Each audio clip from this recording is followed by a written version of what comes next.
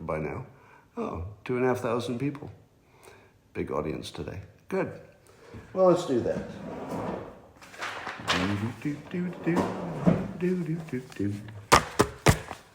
Good morning, everybody, and welcome to the highlight of human civilization. It's not working too well today, but I got good feelings about the rest of the day. If you'd like to take your day up to levels which are way better than mine right now, all you need for that is a mug, a cup or a mug or a glass, a tank, a chalice, a stein, a canteen, jug, a flask, a vessel of any kind. Fill it with your favorite liquid. I like coffee. And join me now for the unparalleled pleasure, the dopamine hit of the day, the thing that makes everything better. It's called the simultaneous sip. And it's going to happen now. Go.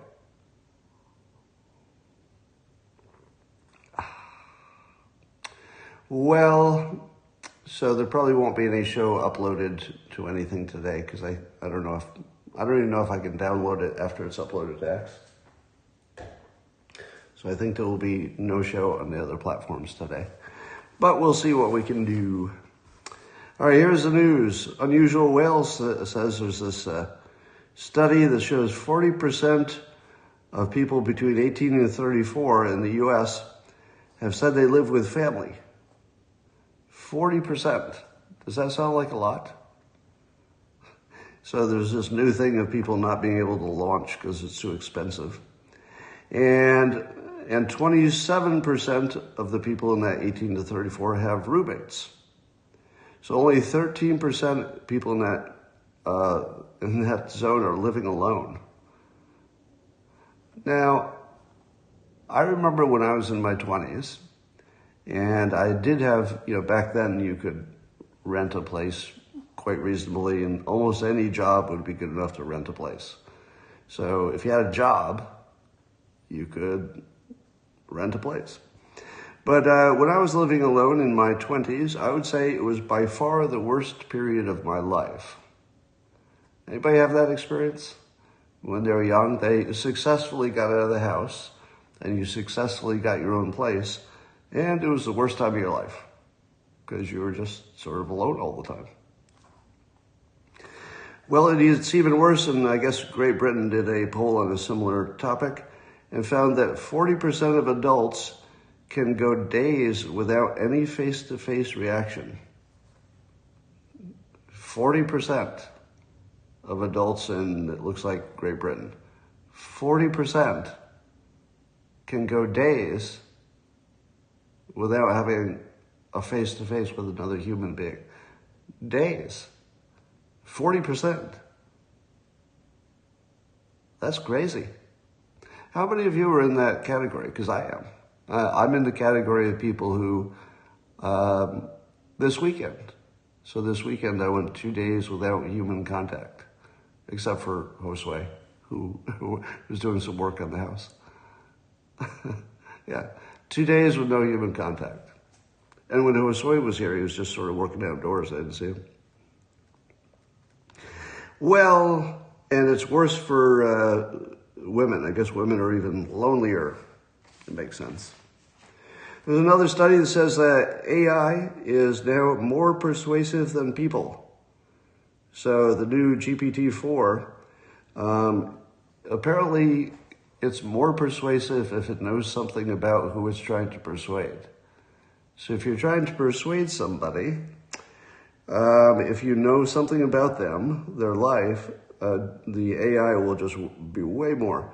And it said it was 82% more effective than humans at persuading. Do you know what that means? If the AI is 82% more persuasive than humans, have you fully internalized what that means? That means it's the most powerful weapon we've ever created. Let me say that again. That means it's already more powerful than the atomic bomb. Because if it's really that persuasive, and I'm skeptical whether it really is, but that's the initial report. If it's really that persuasive, it's the most dangerous thing that's ever been invented by far. Now, it could be the most useful thing, because maybe it just talks you into exercising and being healthy.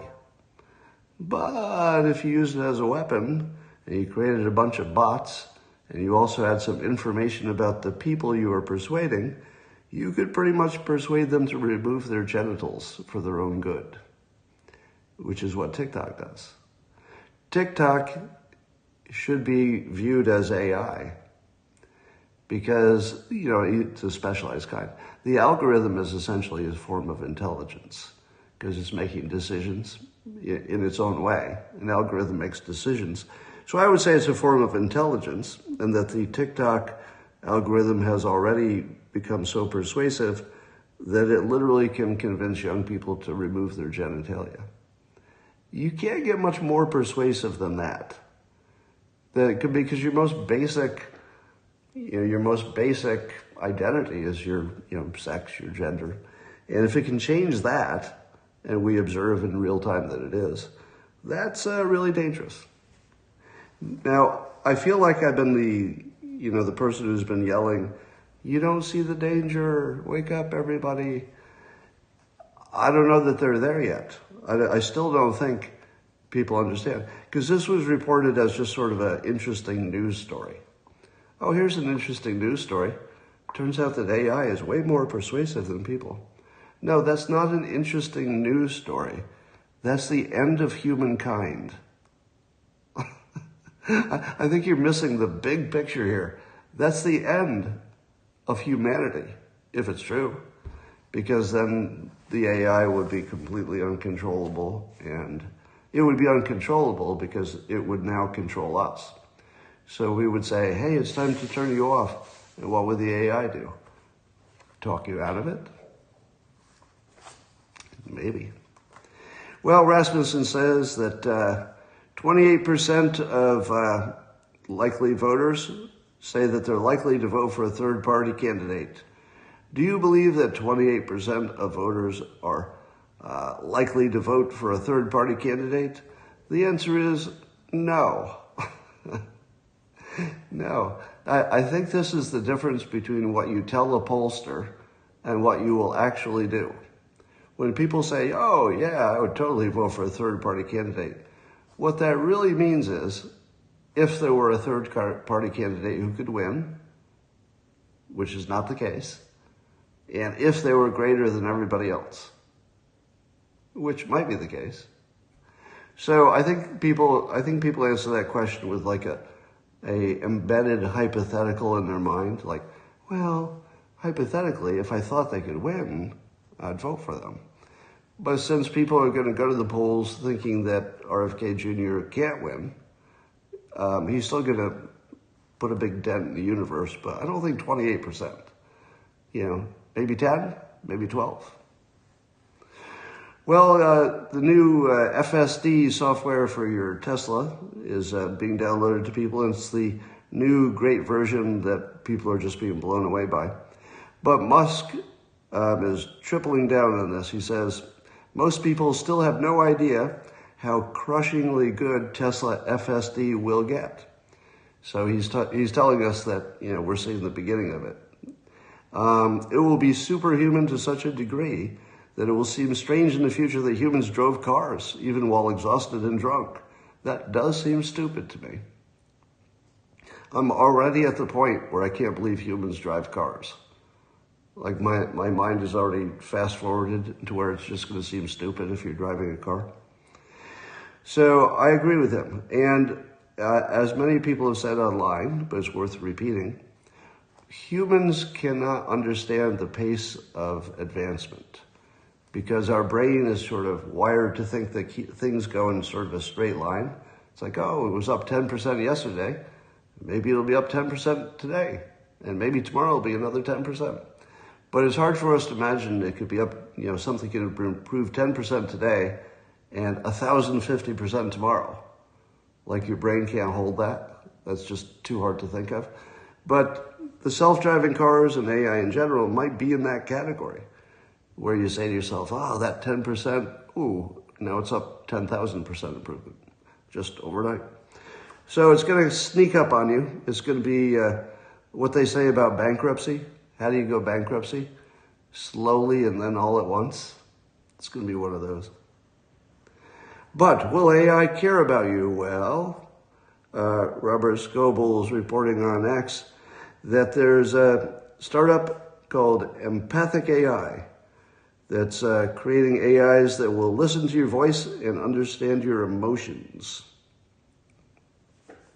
Remember I told you that AI could be 82% more persuasive than humans? That's before AI learns to judge your emotions. Let me say that again. AI might be already 82% more persuasive than humans before it figures out what your emotional state is. And knowing your emotional state is one of the biggest clues for how to persuade.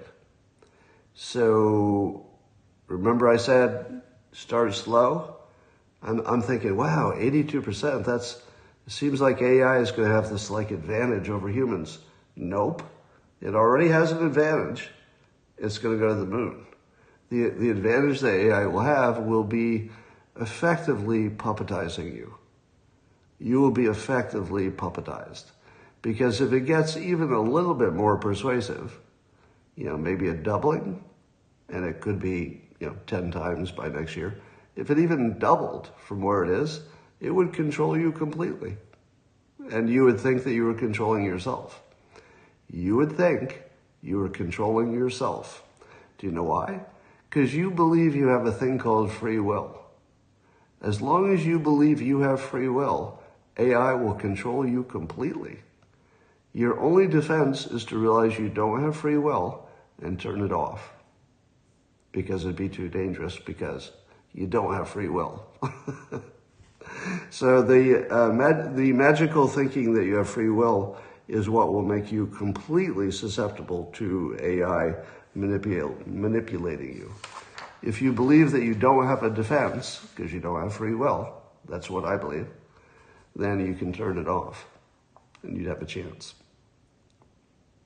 What happens, have you noticed that every big trend is anti-human reproduction? It's like no matter what you're talking about, there's an angle that reduces human reproduction. This is being no difference. So imagine if your AI can read your emotional state and then have conversations with you. Well, if it can read your emotional state, remember your conversations, and then be persuasive, it's going to be better than a spouse for a lot of people really quickly. Now you're going to say, but, I can't have sex with a machine. And I'm going to say, but, nobody's having sex. People aren't even having sex with other humans. Most people. Did I just tell you that 40% of the adults don't even talk to a human for days? You think they're fucking? No, they're not even meeting other humans in person. So no, your human is not going to replace the machine. 40% will immediately say, you know what, meeting humans is just too hard. I like this machine. It knows my emotional state. I really like talking to it. It seems to care. So no, the machines, when they can navigate your emotional needs and be more persuasive and be infinitely patient with you and never be a dick. Humans are going to have a tough time competing with that. Well, speaking of persuasion, the Washington Post is saying that more women are quitting birth control because of what they call the misinformation. Do you think that's what's going on? Do you think women are getting off of birth control because of the misinformation? Well, there might be some misinformation. Yeah, there's always misinformation. But I don't think it's the misinformation that's the problem. I think it's that we came from a pandemic in which we learned that all the experts and doctors are either liars or incompetent, and simply believing them when they give you a pill is not always your best play. So I think some of it has to do with the waking up to the fact that there's a lot of stuff we've been putting on our bodies that were not tested to the degree that you would want them to be tested. That's the RFK version. And I think that, at least on the conservative side, Ashley St. Clair is probably making a big difference. How many of you have seen on the X platform, user Ashley Sinclair, talking about her opinion about birth control. How many of you have seen it? Just in the comments. We've got 11,000 people watching here on X. It's quite a show. All right, your comments just disappeared. All right, there we go. I got one yes. All right, yes. All right, well, but I think Elon Musk has been boosting her, and I've been boosting her, and probably some other accounts have been boosting her. So you always ask, how much difference can one person make? I think this is one person. I think this is Ashley Sinclair, who is making a strong enough case in the right place that there are people with bigger accounts that are boosting it, but really it's starting with one person.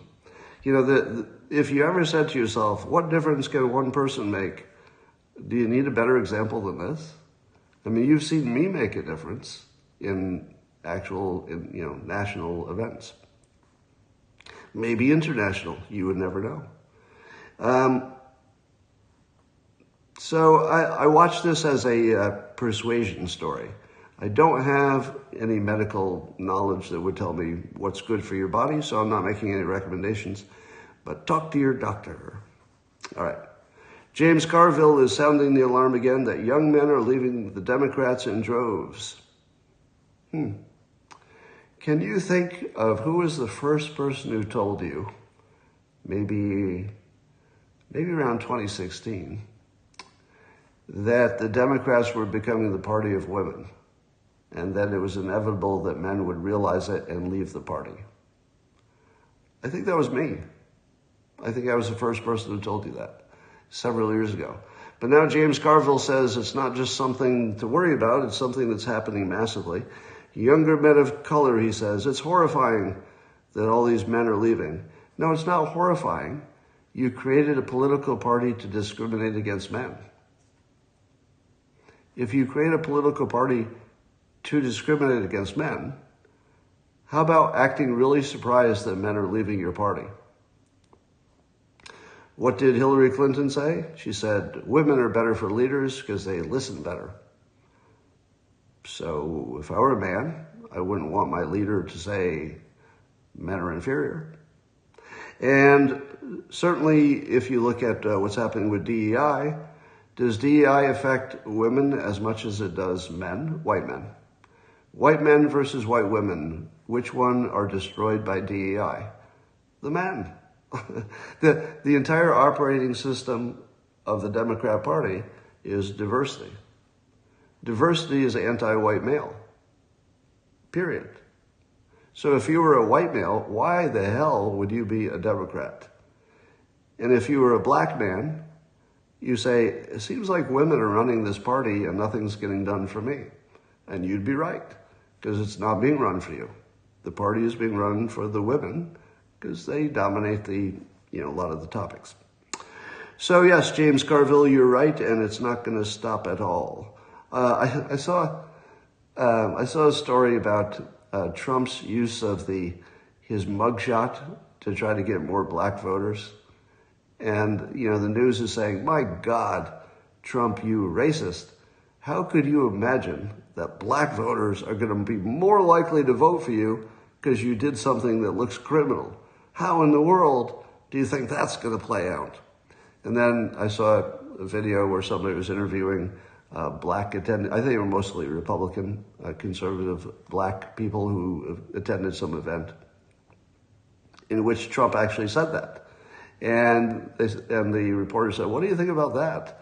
Do you think people are more likely to vote for him, especially black citizens, because they did something criminal? How do you feel about that? And the black conservatives, pretty much every one of them said, oh yeah, we totally get that. I mean, in their own words. They're like, oh yeah, we totally get that. He's being abused by the system. We often feel abused by the system. Yeah, totally relate to that. So it was exactly what Trump said. and he's the only one who has the balls to say it out loud. So, I might actually become more popular in the black community because it would look like I'm being victimized in a similar way. And I think he's right. I think he's actually right about that. Thomas Massie is not too happy with the Speaker of the House. It looks like they're going to talk about giving a lot of aid to Israel, and there's a Ukraine funding package coming up. And Thomas Massie posts this on X. What is your mission, sir? We are starting to wonder when you suspend all of our rules, give us no time to read bills, increase foreign aid, include earmarks that undermine morality, spend more with omnibus than Pelosi, don't secure the border, and pass laws with more Democrats than Republicans? You actually can't tell if the Speaker of the House, who is a Republican or a Democrat, because his actions appear like Democrats. So poor Thomas Massie is wondering why they elected a Speaker of the House that's just going to act exactly like a Democrat. Well, that's a pretty good question, isn't it? I don't know the answer. Well, over where I live, it's a place called the East Bay. And it means it's the East Bay of the San Francisco Bay. I'm on the east part of that bay where I live, and apparently there's pirates. We now have pirates in the East Bay. So some of the homeless have somehow commandeered or found small vessels, and they're creating a little pirate army that is robbing other houseboats and harassing people on the bay. Now, I've got two reactions to the homeless pirate army. Number one, you think of the homeless as having no aspirations and no ambition, but apparently that would be very wrong of you and bigoted. Turns out the homeless are very creative and they've got aspirations, so they're creating their little pirate army. So we'll see how that works out. Meanwhile, also in California, there are these Chilean gangs who are so well organized for robbing homes, they're robbing high-end homes, that they have Wi-Fi jammers to thwart your security and all kinds of special break-in tools. And there's a video of them actually removing a gigantic, what looked like a gun safe from a house. They could actually remove your safe. That's not easy. So, so there's a massive, they robbed 800,000 in jewels from one house, and they're all well-trained. They got masks and gloves and everything. So last night I was doing my live stream from my house, and I was in the man cave. I always do a live stream for my local subscribers from the house in the evening, and suddenly my Wi-Fi went down. And not only did my Wi-Fi go down, but my 5G went down at the same time, which, by the way, always happens. And I guess they share some infrastructure. So I've got my cell phone as my backup for my Wi-Fi, but they go down at the same time. I don't know why. I've never figured out why. I guess it's some common network infrastructure. So I'm sitting there in my man cave and my Wi-Fi fails at the same time as my cell fails. And I'm saying to myself, am I being hit by a Chilean Wi-Fi thwarting gang? So I went from thinking, oh, my Wi-Fi service is not dependable, to, it's a home invasion and there's an armed gang probably on my balcony right now coming through the window. So it's very scary when the Wi-Fi goes out if you live in a high-end home. Let me tell you, that's new. That's new. But as far as I know, they are not going into homes that they believe to be occupied. My understanding is that these criminals it's basically a business, and the last thing they want to do is run into a homeowner. So I think they must spend a lot of time casing your home before they know if you're actually going to be gone. So two of my neighbors have been hit by, I think, the same gang. And when I say neighbor, I mean right there. Like, I'm looking at my neighbor. Like, right there. That neighbor had a Chilean or some South American gang go through their upstairs balcony window. But both of the neighbors that got hit weren't home. And it was during the day. So can you imagine that burglars are going to go into your house in the daytime in a populated, neighborhood, but they did it when they knew the homeowners weren't there. So that takes a lot of casing. So one of the things I do is I make sure I pick up my mail every day, because I didn't used to do that. I mean, it's just in the mailbox. But I didn't always walk to the end of my driveway and get it because it's all garbage. But I can't leave any mail in my mailbox anymore because it'll look like I'm not home. So I also put up some signs to indicate I have a vicious attack dog, which, as you all know, I totally do have a vicious attack dog. One of the things I learned from one of my police officer neighbors a while ago, I asked, what is the rate of burglaries in this area? Now, this was before, the Chilean gangs. This was before it got that dangerous. And I said, how often does a home in this area get burgled? And he, being, an expert on the topic, said, well, it's not very often. It's usually, garages and kids stealing stuff from garages usually. He said, but if you have a dog, the rate is 0. And I said, what? Yeah, the rate of home burglaries, if you have a dog, is 0. They don't want to deal with the dog. Yeah. Now, I don't know if the dog has to be a certain size, but they don't like the noise. So at the very least, they don't like the noise. So if you don't have a dog, get a sign that says you have a dog. That's my advice. Let's compare Florida versus California. That's a fun thing to do. So both Florida and California are losing residents, apparently. I don't know what the net is, but a lot of people who moved to Florida have decided they didn't like it. They moved during the pandemic and some are moving out. And as you know, California is a net negative, but for different reasons. Anyway, Florida is more about the weather, I think, and California is more about the poor governance. But Florida is, I guess, going to vote on the right to abortion and legal marijuana in November. So marijuana and abortion are on the agenda in Florida. What do you think about legal marijuana in Florida? Do you think Florida will legalize marijuana? I think yes, but I'm not sure. And it could be because they have a lot of senior citizens. Senior citizens like their weed and golf carts.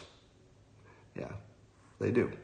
But I thought I should give you my more extensive opinion on legalized weed. I'm watching with great interest as Mike Cernovich is persuading against the use of it. I think that from a health perspective, he is completely right. Meaning, if you don't smoke marijuana, it's a bad idea to start. So can we say that up front? And I'm not a doctor, and I never recommend anybody would put any kind of chemical in their body without talking to a doctor. Everybody's different. Everybody's different.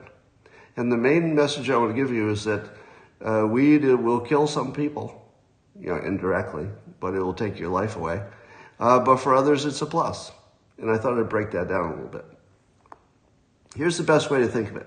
If you have difficulty motivating yourself, specifically motivating for social things, but also business things, like if you have trouble knocking on that door, asking for that advice, asking for that promotion, working hard enough to get ahead, taking that, education at night. If you have trouble motivating yourself, do not do weed. Big mistake, right? So if motivation is your problem, weed is not your solution because it's going to make the couch look good. However, if you're the opposite of that and you're so motivated that it's hurting your health, meaning that you're working too hard and you can't get to sleep because you're always thinking about work and that sort of thing, it might actually help you relax. It could actually help your motivation or help your success because you need some balance. So if you're completely unbalanced with work and you're obsessed with it, you could see in some situation, and again, this is not a recommendation, it's just the first filter for yourself. Ask yourself who you are. If you have trouble getting motivated, don't touch weed. Really, don't touch it. That'd be crazy. If you're already so motivated that your hardest problem is relaxing, Maybe. That's my situation. My situation is if I didn't smoke weed, I get way too aggressive and I work too hard. It's just really helps me relax. But it doesn't mean it would work for you. It's very individual. So if you work at home and you've got a creative job like I do, it might boost your creativity. It does for me, very, very distinctly, very quickly, very definitely. There's no doubt about it that it helps me do my job. But I have a very weird job. Almost nobody is in my situation. I don't even know anybody. I mean, except other cartoonists, I suppose. But for most other jobs, this weed would just be one more thing to get you fired, and it's a bad idea. They might drug test you. They might just not like it if they hear about it.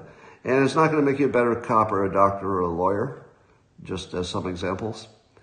Don't do weed if you have to do important things. But if you're just there sitting thinking about jokes or writing music, maybe it might help you. So weed can be a lifesaver for some because of all the medical benefits, or at least a dozen mental health benefits and physical benefits that are substantial. And for some people, weed helps them exercise more. Does anybody have that experience? And again, this is not a recommendation. Everybody's different. Talk to your doctor. I don't recommend weed. But it is true that many people, and I'm in this category, can exercise well into their senior years without pain and without a problem with motivation because of weed. So for me, working out without it is like really a struggle. But with it, best time ever. Long walk, go for a run. Yeah, best lifting weights. Oh my God, it's good for that.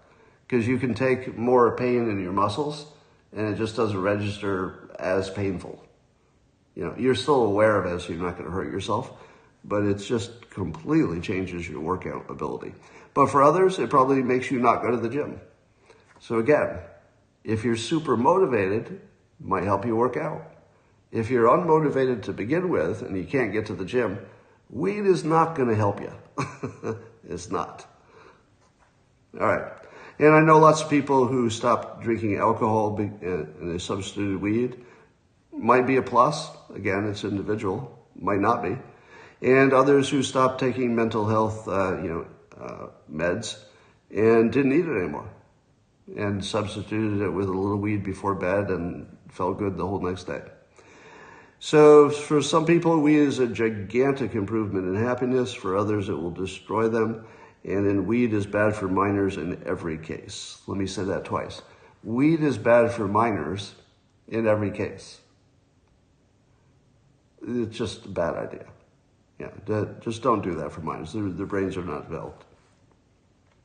But I would like to summarize it this way. There's something that weed and guns have in common.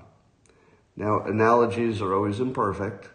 So let me tell you right away that when I make an analogy between weed and gun ownership, I don't mean that weed has bullets, right? So if you're picking apart the details of the analogy, you're doing it wrong. There's only one part of the analogy that I want you to hear. Weed is good for some people and bad for others. Guns are good for some people and bad for others. Would I be better off with a gun? Hypothetically, probably, because I'm a target. You know, as a public figure, you end up being a target.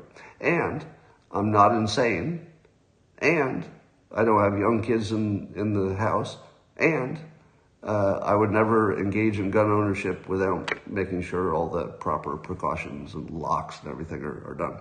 So for somebody like me, would a gun be a plus or a minus? Well, probably a plus. For somebody else, is gun ownership going to make them more safe or more in danger? More in danger. Yeah, if you're a single woman living in the inner city and you don't want a gun for yourself, it feels too dangerous, it's probably bad that other people have them. So you can't say that guns are either good or bad, because they're good for some and bad for others. And it's always been just a power struggle. You know, if you want your guns, you want your guns for whatever reason. And if you don't, you don't. And you're never going to get those two people to agree. It's just a power struggle. Weed's the same thing. It will be good for some and just absolutely terrible for others. But just know that. Well, assisted suicide might become a contagion. Dr. Jordan Peterson warns us, quite correctly, I believe, that there's I hate to say slippery slope, but this is what Jordan Peterson says. Mark my words. It's based on an article that says there's a young woman who's got mental health problems. She's completely intelligent, and she's 27 years old. Her body is healthy, but apparently I think she's in Canada. No, not Canada. She's in another country where it's legal. I forget where. Canada or Europe somewhere. And she's already planned her death. She has a boyfriend who's gonna join her, be with her when it happens. She's looking forward to it because life is terrible. It'll be doctor assisted. Now, regardless of what you think about this individual case, and I think it's ambiguous, I would like to, I guess I'll just tell you a personal story. When I was much younger, I had every intention of ending things because I was in intense pain, physical pain, every day for some, you don't need to know the details, but I was in intense physical pain every day.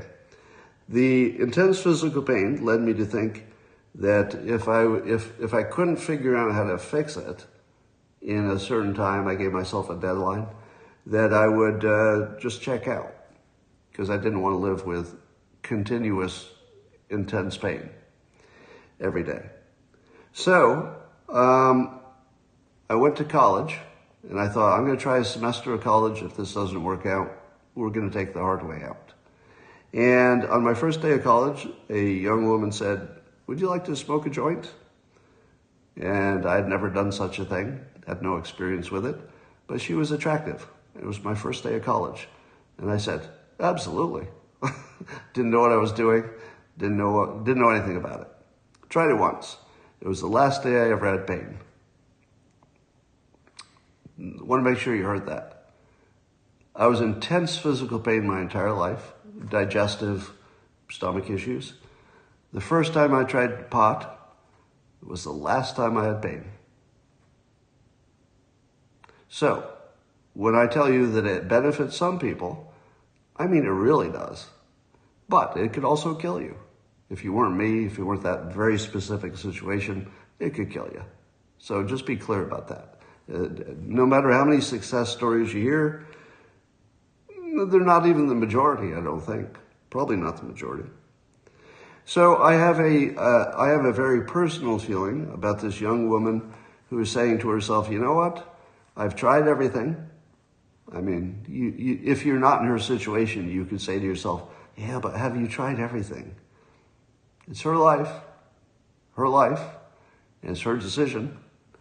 And if she can't find a way to quiet the demons in her head that make every day a torture, I approve of her right to take another direction. Now, do I think it's a good idea? I don't know. All I know for sure is that I'm not in her head. And all I know for sure is that you weren't in my head. But if you've never been in a situation where you thought it was a good choice, you shouldn't have a vote on this. Does that make sense? If you've never personally experienced something so bad and so seemingly unsolvable, I mean, 18 years of an unsolvable problem looks pretty unsolvable, but if you've never experienced it, I don't think you can judge this woman. However, independent of this specific case, which is horrifying and to us who are watching it, it's horrifying to me, and I have some insight into it from a personal experience. It's still horrifying to hear this. But I think that here's what's different. Some years ago, I was influential in getting it passed as a law in California. So I was very much pro doctor-assisted suicide under the medical supervision, at least 2 doctors confirm it, some stuff like that. And what I did not count on is the TikTok effect. The TikTok effect largely guarantees that Jordan Peterson is correct. Meaning that if you'd never heard about this case, and there was just one young woman with one specific thing, whether she made a choice you liked or didn't like, you wouldn't know about it. And if you did, it would be because it was in a newspaper and not something that your 18-year-old is looking at. They wouldn't look at the news, but they're sure looking at TikTok. So all it's going to take is an influencer to off themselves, and you will lose thousands of young people. One influencer who makes a good argument for why it makes sense in their case, and maybe you even watch the process and they die, that would kill thousands of young people. Thousands. Because they would be persuaded that this is an option that they hadn't thought about before. And the 18-year-olds have not done what the 27-year-old did, which is try everything. And also see if you can grow out of it. Because everybody's a little messed up when they're a teenager. I mean, we all feel like it's terminal. So if you haven't waited a little bit, it's certainly extra dangerous. So I would say that Jordan Peterson is completely correct, and I am rethinking whether it was a gigantic mistake to persuade in favor of making it a law in California. Because it's definitely a lifesaver, well, a life-ender lifesaver, for people in desperate end-of-life situations. But he's right. Jordan Peterson is 100% right. This will be romanticized because of TikTok. And it will turn into a contagion. And it will kill thousands. It's guaranteed. There's no way around this. There's nothing we're doing that could stop this. Now, will TikTok be banned? I say no, because I think there's too much money involved, and our Congress is susceptible to money influences. So that's really the end of the story. Kaneko the Great has a update on Fulton County in the 2020 election. Now, Molly Hemingway says that she'd already talked about this in her book. Rigged? What's the name of Molly Hemingway's book? Rigged, is it? But if you search for her, you'll find the book. But I hadn't heard it. So this is related to Jeff Clark's trial regarding January 6th and all that stuff in the 2020 election. So Mark Wingate, he's this is Kaneko the Great's reporting, a Fulton County Election Board member, and he was testifying in this Jeff Clark case. And he said that he voted against certifying the 2020 election in Fulton County because the county did not verify the signatures on 147,000 mail-in votes. Now, my understanding is that that claim is not disputed, that there were 147,000 mail-in votes that they didn't do the signature verification. Do you think that all the people were saying, this election was fair because no court found it was not? Do you think they know this? Probably not. And then he said, I asked, what do we do for signature verification? And the comment I got back, frankly, floored me. He said, we didn't do any. We didn't do any. It's not that he didn't know about it. They didn't do it. Now, when people say our elections are so rock solid, clean, and there's nothing wrong with it, does anybody know that they didn't do the process? They just didn't do it. How about anything else? Any other problems? Additionally, the county could not provide any chain of custody documentation or surveillance footage for mail-in ballots or ballot drop boxes. What? Quote, I and the other board members had requested that we obtain the chain of custody documentations from the department, and none of that was ever delivered. Now, none of it was ever delivered, but that doesn't mean it didn't exist at some point. Now, it's just as bad. If they didn't do the surveillance and they didn't do a chain of custody, that's terrible.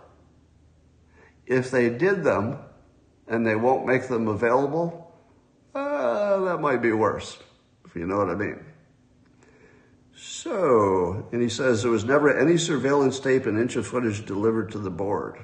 He says there were problems with voter registration rolls that still exist in Fulton County. Now, when you hear that, is that enough votes that would have changed the result? 147,000 mail-in votes. If something suspicious happened only with just those votes, nothing else, would that be enough to change the election? Yes. Yes. So what this says, in very clear terms, is we don't know who won 2020. Is that unfair?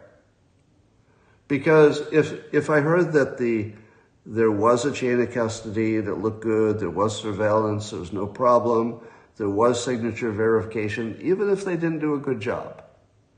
If I'd heard that all those things were verified to have happened, I would say, you know what? Probably a fair election. Probably. But if you hear that these things were not done or this information was not provided, the only reasonable explanation is that it was rigged.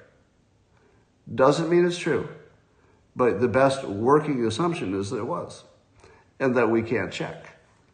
If you can't check, it's rigged. Let me just say that. If you can't check, you can't audit, it's because it's rigged. Because everybody would have an incentive to show you everything you wanted to see if they were involved in running the election. The people who run the election would want you to see everything so you could see it's fine and they did a good job. But if the people running the election are like, we don't have that, I'm not going to give it to you, that only means one thing.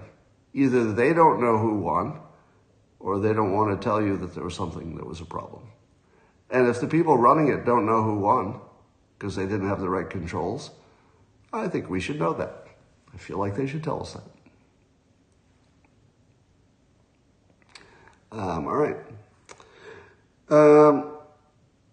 And then there's a New Mexico judge, federal judge, issued a 300-page ruling in favor of election integrity activists. I heard this from somebody called George on X.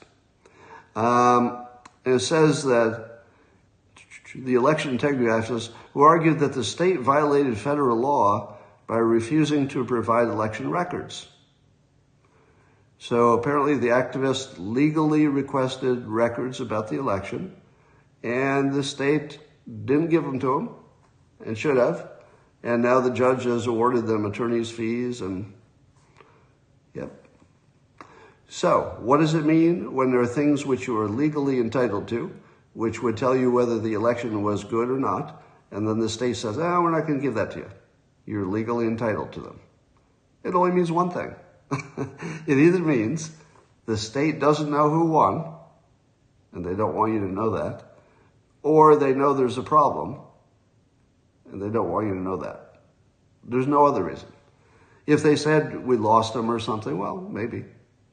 But if they just don't give them to you, I'm pretty sure that's a bad sign. And here's something even worse to tie into all my other stories. We found out that the Facebook had been selling to Netflix private information, including the private messages from Facebook users. You didn't hear that wrong. You didn't hear that wrong. Facebook sold for over $100 million the private messages of Facebook users to Netflix so that Netflix could, use it for their predictions and recommendations, I guess. And apparently, I think the head of Netflix was on the Facebook board. So it was all kind of an incestuous thing. Now, do you remember the story about how AI is more persuasive than people? But only when the AI knows something about the person. What do you think AI could learn from your, private email, your private messages on Facebook? Do you think it could learn about you in a way that could help it persuade you? Yes. Yes. Do you think that ByteDance having personal information about its users could help its AI bots persuade you? Yes. Yes. That's why they want personal information, among other reasons, I guess. But one of them is it makes their persuasion much more effective. They can target it. And so I think you can conclude from this story that no message you ever send will ever be private. If I haven't told you that, let me tell you again. No message you ever send on any platform, whether encrypted, whether Signal, whether Telegram, whether WhatsApp, none of it is safe. Because if you were law enforcement or the CIA, what is the one place you would definitely make sure you had full control of? Every place that people send encrypted messages, because that's where all the good stuff is. They don't need to look at your Gmail, because you're not sending crimes through Gmail. You're going over to Signal and Telegram and WhatsApp, because you're all encrypted. Good thing I'm encrypted. No. It might keep your neighbor from reading your message, but they couldn't see them anyway. No, encrypted is not going to keep it out of the government's hands. Well, here's the update on the embarrassing saga of Mark Cuban and DEI. So the background in this is Mark Cuban had been very vocal on social media and in interviews talking about the benefits of DEI. And everybody who knew what DEI was and how it works thought, what is going on? Have you lost your mind? Are you really stupid and you've been pretending to be smart? Is it some kind of an op? Did somebody pay you to do it? Like, nobody could understand why someone who operates at such a high level and appears to be so smart in so many domains would be completely lost on this topic. And now we have the answer. He didn't know what it was. So he went from thinking that DEI was about equal opportunity, which it very much is not. It's about equal outcomes. But now, having learned that it was always about equal outcomes and not opportunity, he's saying that from a CEO perspective, that's wrong, because there's no such thing as a CEO who thinks that equal outcomes is smart, and certainly nobody said it out loud if they did. So from a CEO perspective, and that would be his perspective, there's nobody who believes that equal outcomes is a goal or that should be pursued. But he made the mistake of saying that to Christopher Rufo, who has all the receipts, and gave him 10 examples from his own personal reporting that shows the CEOs very much know what DEI means, and it means equal outcomes, and they're very explicit about it. So, here's the problem. Apparently, Mark Cuban thought that if the CEO is thinking in terms of equal opportunity, that's how the company will operate. That is a gigantic blind spot. Let me tell you what everybody who's ever been an employee, and also white, knows happens in the real world. Let's say I'm your CEO and I say, diversity is important, but the way we want to get there is through equal opportunity, because it would be dumb to have equal outcomes. Can't guarantee that. So, but at least I want you to work really hard to increase your equal opportunities. So that now you as a manager, a hiring manager, you've heard these instructions, there's no quota, right? You didn't hear a quota. And you also heard very clearly, no, it's not about outcomes. I want to make sure everybody has equal opportunity. So at the end of the year, your CEO looks at your performance and says, you have exactly the same mix of people you did a year ago. I told you diversity was important. And then you say, yeah, but there was no goal for it. And the CEO says, what are you, fucking idiot? We have 13% black people in the country, and you have no black employees. Well, I have to give you a quota? You don't understand what diversity even fucking means? You're fired. They don't need to give you a quota. Everybody knows what the quota is. Everybody knows. You want about half of them to be women. You want 13% to be black. You want, everybody knows. Everybody knows the quota. There's always a quota because we all know it automatically. Now, what happens if you say to your boss, I have created opportunities all over the place. We did outreach at the historical black colleges. We did mailings in marketing to target black and Hispanic communities and LGBTQ, but we just didn't get the same number of people walking through the door who wanted a job. So opportunity was great, but didn't translate into action. So the CEO, what does the CEO say then? Oh, well, it looks like you tried really hard, so I'll give you a big bonus. No, the CEO is just going to look at your mix of employees and say you didn't do a damn thing that made a difference. No bonus.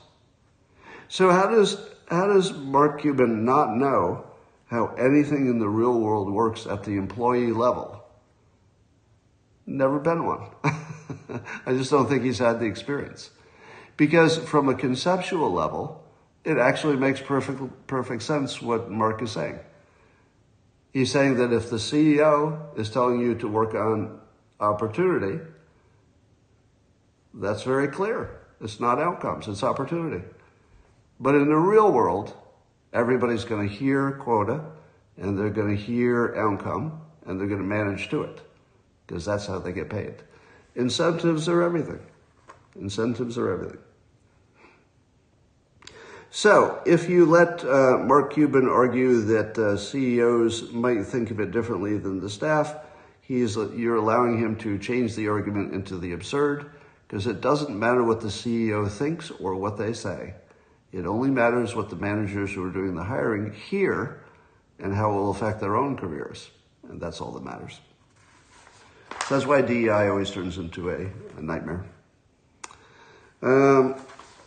Christopher Rufo is doing an amazing, amazing job on setting the world straight on this stuff. Amazing.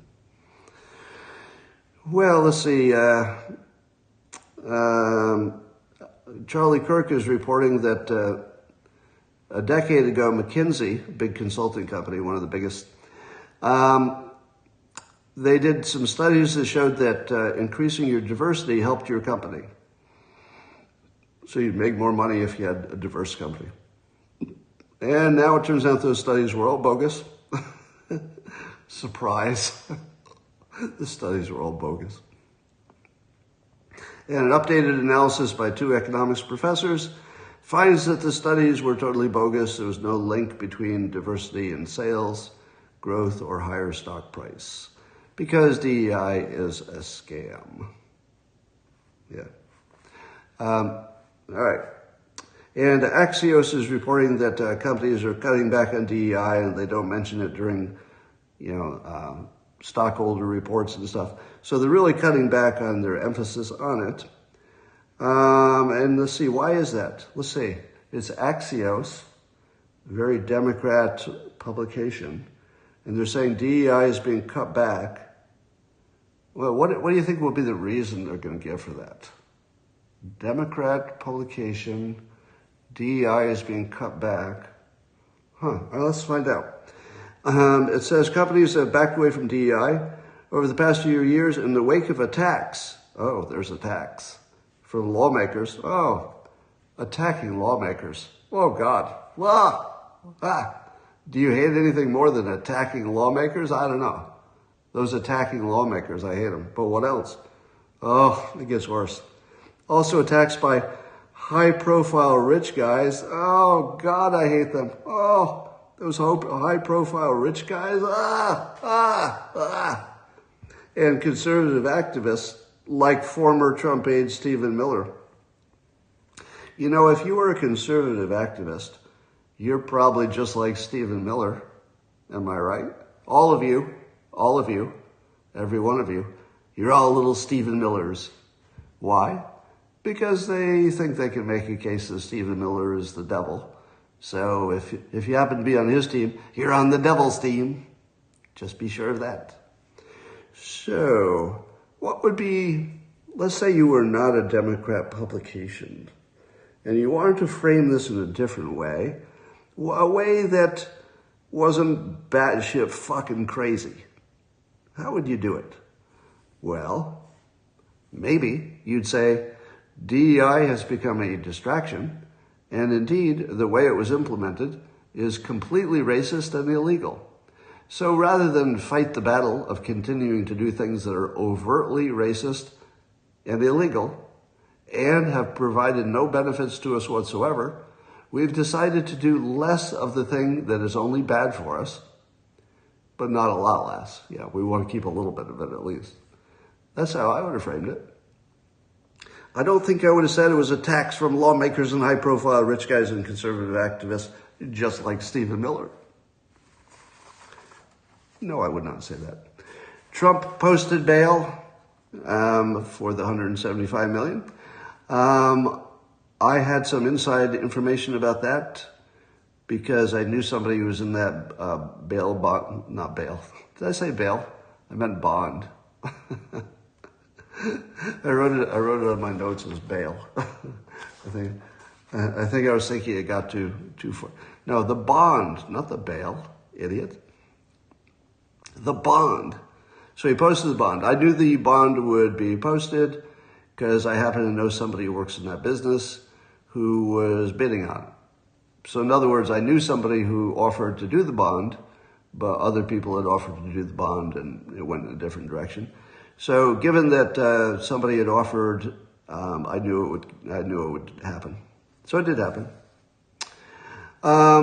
Here's Trump winning again on a different topic. So the gag order has been extended in the one of the many lawfare cases. So this is the case where the judge has a daughter who's a Democrat activist, anti-Trumper.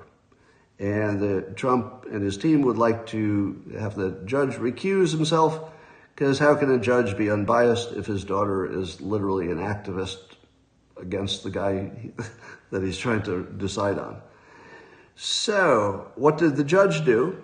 The judge extended the gag order to make it less practical for Trump to talk about an obvious appearance of bias in the justice system.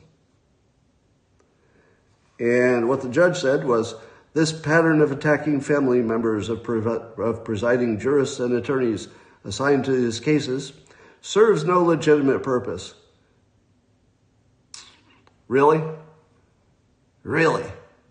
That's not a legitimate fucking purpose to say that your daughter is an advocate against me personally. That's not a legitimate fucking purpose in a legal case? No, that's as legitimate as you can get. You cannot get more legitimate than that. You piece of shit asshole judge, you just made him go up another 2 points in the polls. Trump is brilliant. Trump getting that gag order extended is just Trump winning because it made it a story. If Trump had not resisted and made this a story, do you think that the idiots who are opposing him would have ever heard that the judge's daughter is clearly going to influence the father? Now you could say, oh, but Scott, he's a professional judge and he's going to just rule on the facts. No, we don't live in that world where that's even slightly smart to say. We live in a world where you can tell what the judge will rule before the evidence is presented. Let me do it. The Supreme Court, the next issue, if it has any kind of conservative thing to it, they're going to vote for it because they're mostly conservatives. Now watch the magic of me predicting the future of the courts just by knowing their leanings.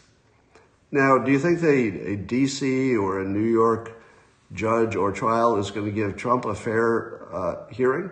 Of course not. Of course not.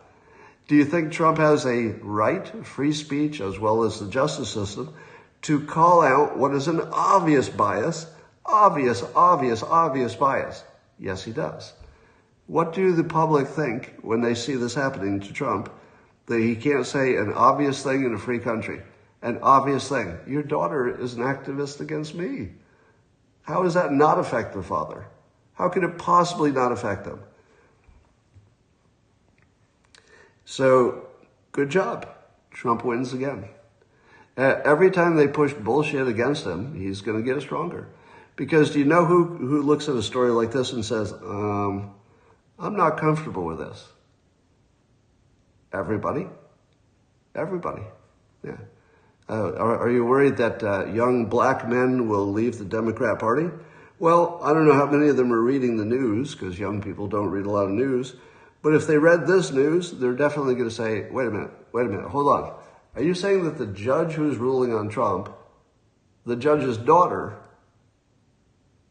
promotes anti-Trump stuff, or anti-Republican stuff, which is the same stuff. There's nobody in the world who thinks that's appropriate. You don't have to be a lawyer. You don't have to be a judge to know that Trump is being railroaded and that this judge needs to be replaced with somebody who doesn't have this appearance of bias. And by the way, it's a joke to call it the appearance of bias. This is bias. Nobody can be unbiased against their daughter. Who's unbiased against their daughter? Anyway, if he is, that's a bigger problem. Ukraine is going full drone army, it looks like. So, they're not getting all the good weapons, but they're creating this 10,000 drone operator army. Ukraine has its own factory for making drones now, and they're attacking over 700 miles into Russian territory. So they took out some refinery, or they attacked a refinery. It didn't take it out. So it's going to be an all drone war, I think. 10,000 new drone pilots just last year. If you had 10,000 drones in the air, you're in pretty good situation. And they also are developing deadly sea drones to attack Navy ships. So it looks like it's going to be a big old standoff forever. Why are we giving them money? I don't know. So at the same time that Speaker Johnson wants to give Ukraine a bunch of money for no good reason that I can see, CNN reports that the United States is set to approve $18 billion in military sales to Israel. Let's do some background check. Israel's GDP, debt to GDP is about 61% in 2022. So Israel's debt to GDP is 61%. America's is about 120%. So we have twice the debt obligation of Israel, and we're giving them money. We're giving money to people who have more money than us. Literally. Now, I should say as a percentage of per capita, not as a total number. We have a bigger economy, of course. But don't you think that the beginning of when we should consider giving money to anybody is when their debt to GDP is at least ours? Right? Because if our debt is sustainable without destroying the country, then the minimum we should ask of any country we're helping is that they at least get up to our level of debt. So if we give them money, at least it makes sense logically. But it doesn't make sense to be poorer than the country you're giving money to on a per capita basis. How does that make sense? To me, it looks like a transfer of wealth to some weapons makers. Now, I know what you're going to say, but Scott, that money is just used to buy American weapons, mostly. So it comes right back to us. No, it doesn't come back to me. It comes back to the weapons makers, the friends of Congress. I don't see this as anything but a way to Congress to give money to their friends, and maybe they get some of it back. So, what is the per capita income in the United States versus Israel? I don't know if these numbers are accurate because I saw them from two different sources. But in 2023, the U.S. per capita income was $58,000. That's in Israel. In the U.S., it's about $50,000. So Israel has a higher per capita income than the United States and a better debt situation by far, and we're giving them money. Do you think that Israel will lose the war without the extra money? Do you think that there's some risk? Looks like it's going to be a close one. If we don't fund them, there's no way they're going to beat Hamas. It looks like they kind of have control there. Anyway, so I will remind you that my opinion of the Gaza-Israel situation is that my opinion has no value, and so I'm not even going to bother with it. Israel's going to do what Israel's going to do, and my opinion and your opinion are not going to make any difference. And in that area, whoever has the most power is going to totally dominate whoever doesn't. And if the Palestinians had all the power, they would do the same thing. you know they would do the same thing. So that doesn't mean you can approve of it. I think you can disapprove of it no matter who's doing it. But complaining about it doesn't get you anything, because it's just going to happen. 200 years from now, will it look like a genius move by Israel? Maybe. It might. It might look like it was brilliant and prescient. At the moment, it just looks like a lot of people dying, and it's hard to get behind that. But in the long run, will it work out? It might. It might. And that, ladies and gentlemen, brings us to the conclusion of my prepared remarks. Normally at this time, I would go do a private, separate stream for the locals people, which I'll try to do. But when I tried to do it just before I came on here, I had a technical problem. So if it doesn't come up right away, wait 5 minutes, because I'll work on it for 5 minutes. If it doesn't work in 5 minutes, then it's something deeper that I can't do anything about. So if it's not just restarting and trying again, there's not much I can do about it today. That would be a system problem. Well, it looks like we've got the biggest audience we've ever had on the X platform, because people from the other platforms are coming over to watch. It's the one that's working at the moment. You guys having fun in the comments? Or is it glitchy on the X platform? Anybody getting any glitches? Let's do a quality check.